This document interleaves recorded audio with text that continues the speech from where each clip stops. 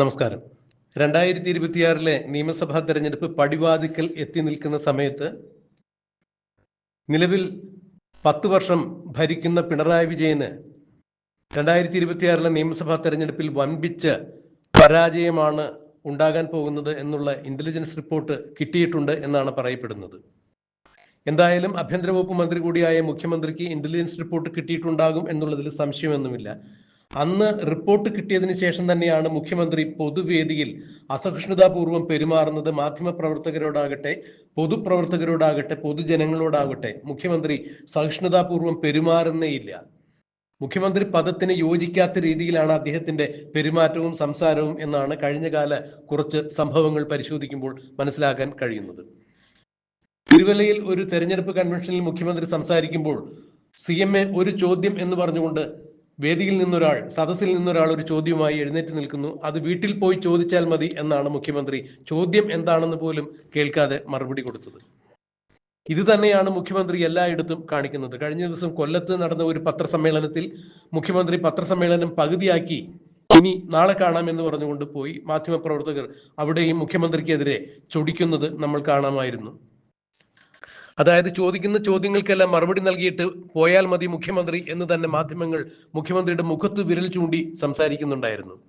മുഖ്യമന്ത്രിക്ക് താല്പര്യമുള്ള ഏതെങ്കിലും മാധ്യമപ്രവർത്തകരുടെ ചോദ്യങ്ങൾക്ക് മാത്രം മറുപടി പറയുക, അല്ലാതെ മുഖ്യമന്ത്രിക്കും മുഖ്യമന്ത്രിയുടെ പ്രസ്ഥാനത്തിനും എതിരെ വരുന്ന ചോദ്യങ്ങൾക്ക് മറുപടി പറയാതെ ഒഴിഞ്ഞു മാറുന്ന ഒരു പ്രവണത, ഇത് ഒരു കാരണവശാലും ആശാസ്യകരമല്ല എന്ന് തന്നെയാണ് മാധ്യമപ്രവർത്തകർ തുറന്നടിച്ചത്.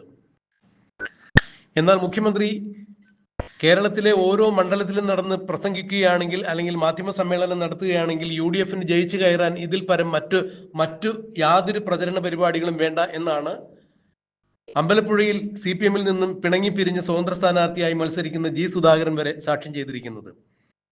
MV ഗോവിന്ദനോ പിണറായി വിജയനോ ജില്ലയിൽ എവിടെയെങ്കിലും, അതായത് ആലപ്പുഴയിൽ എവിടെയെങ്കിലും പ്രചരണ പരിപാടികളുമായി എത്തുകയാണെങ്കിൽ തനിക്ക് വിജയിക്കുവാൻ ഇതിൽ പരം മറ്റു പ്രചരണ പരിപാടികളൊന്നും ആവശ്യമില്ല എന്നാണ് സുധാകരൻ പറഞ്ഞത്. അതായത് വായെടുത്താൽ വിടുവായുത്തം മാത്രം പറയുന്ന, അല്ലെങ്കിൽ വിഡ്ഢിത്തം മാത്രം പറയുന്ന MV ഗോവിന്ദനെ പൊതു തെരഞ്ഞെടുപ്പുമായി ബന്ധപ്പെട്ട് ഏതെങ്കിലും പ്രസംഗവേദികളിലേക്ക് പിണറായി വിജയനോ CPM-ഓ പറഞ്ഞയക്കുകയാണെങ്കിൽ CPM-ന്റെ എതിർ സ്ഥാനാർത്ഥികൾക്ക് ജയിച്ചു കയറുവാനുള്ള വക തീർച്ചയായും MV ഗോവിന്ദന്റെ ഭാഗത്തു നിന്നും സംഭാവനയായി ഉണ്ടാകും എന്നാണ് G. സുധാകരൻ പറഞ്ഞത്. അമ്പലപ്പുഴയിലെ ഏതൊക്കെ ഇടങ്ങളിൽ MV ഗോവിന്ദൻ പ്രസംഗിക്കുന്നുവോ എനിക്ക് അവിടെ നിന്നെല്ലാം അത്രയും വോട്ടുകൾ കൂടുതൽ കിട്ടും എന്ന് തന്നെയാണ് G. സുധാകരൻ തുറന്നടിച്ചത്. ഇത് പിണറായി വിജയന്റെ ചെവിയിലും എത്തിയിരിക്കുന്നു എന്ന് വേണം മനസ്സിലാക്കാൻ. കാരണം തളിപ്പറമ്പിൽ MV ഗോവിന്ദന്റെ ഭാര്യയെ സ്ഥാനാർത്ഥിയാക്കിയത് മുതലുള്ള വിവാദങ്ങൾ CPM-നകത്തും പുറത്തും കത്തി നിൽക്കുമ്പോൾ MV ഗോവിന്ദൻ അതിനെ പ്രതിരോധിക്കുവാൻ വേണ്ടി മാധ്യമപ്രവർത്തകർക്കെതിരെ നടത്തുന്ന ചില പരാമർശങ്ങളും വലിയ വിനയായി മാറിയിരിക്കുന്നു. തളിപ്പറമ്പിൽ CPM-ന്റെ സ്ഥാനാർത്ഥിയായി MV ഗോവിന്ദന്റെ ഭാര്യ PK ശ്യാമളയ്ക്ക് സീറ്റ് കൊടുത്തതിനെ പ്രതിഷേധിച്ചുകൊണ്ട് തന്നെയാണ് കണ്ണൂരിലെ തലമുതിർന്ന നേതാവും CPM-ന്റെ അനിഷേധ്യ നേതാവുമായ TK ഗോവിന്ദൻ തന്നെ പാർട്ടി വിട്ട് പുറത്തു വന്ന് ഇപ്പോൾ UDF പിന്തുണയോടുകൂടി തളിപ്പറമ്പിൽ PK ശ്യാമളയ്ക്കെതിരെ മത്സരിക്കുന്നത്. അതുപോലെ തന്നെ പയ്യന്നൂരിൽ പാർട്ടിയുടെ രക്തസാക്ഷി ഫണ്ട് വിനിയോഗിച്ചതിലുണ്ടായ ക്രമക്കേടുകൾ ചൂണ്ടിക്കാണിച്ചുകൊണ്ട് CPM-ന്റെ MLA ആയ TI മധുസൂദനെതിരെ വലിയ പ്രതിരോധങ്ങൾ ഉയർത്തിക്കൊണ്ട്, വലിയ ആരോപണങ്ങൾ ഉയർത്തിക്കൊണ്ട് P. കുഞ്ഞികൃഷ്ണനും പുറത്തു വരുന്നു. കുഞ്ഞികൃഷ്ണനും പയ്യന്നൂരിൽ നിന്നും LDFന്റെ സ്ഥാനാർത്ഥിക്ക് എതിരായി മത്സരിക്കുന്നു. ആലപ്പുഴയിൽ G. സുധാകരൻ പാർട്ടിക്ക് എതിരായി പാർട്ടിയിൽ 63 വർഷത്തെ മഹിത പാരമ്പര്യം ഉപേക്ഷിച്ച് പുറത്തു വരുന്നു. ഇതെല്ലാം പാർട്ടിക്ക് വലിയ ക്ഷീണം ചെയ്യുന്നു 2026 ഈ തെരഞ്ഞെടുപ്പിൽ. ഇതുകൂടാതെയാണ് MV ഗോവിന്ദൻ പാർട്ടിയുടെ നിലപാടുകൾ പൊതുവേദിയിൽ നിന്ന് വ്യക്തമാക്കുമ്പോൾ അത് പാർട്ടിക്ക് തന്നെ ക്ഷീണമുണ്ടാക്കുന്ന തരത്തിൽ കാര്യങ്ങൾ മാറുന്നു. പാർട്ടിക്ക് കിട്ടാവുന്ന വോട്ടുകൾ പോലും നഷ്ടമാകും എന്നാണ് ഇപ്പോൾ CPM-ന്റെ സൈദ്ധാന്തികർ പോലും പറയുന്നത്. അതുകൊണ്ട് മുഖ്യമന്ത്രി പിണറായി വിജയൻ ഒരു കാര്യം തീരുമാനമായി എടുത്തിരിക്കുന്നു. MV ഗോവിന്ദൻ ഇനി തെരഞ്ഞെടുപ്പ് തീരും വരെ ഒരു തരത്തിലുള്ള മാധ്യമ സമ്മേളനങ്ങളും നടത്തേണ്ടതില്ല, ഒരു സ്ഥലത്തും പ്രചരണ പരിപാടികളുമായി പോകേണ്ടതില്ല എന്ന് തന്നെയാണ് പിണറായി വിജയൻ തീരുമാനിച്ചിരിക്കുന്നത്.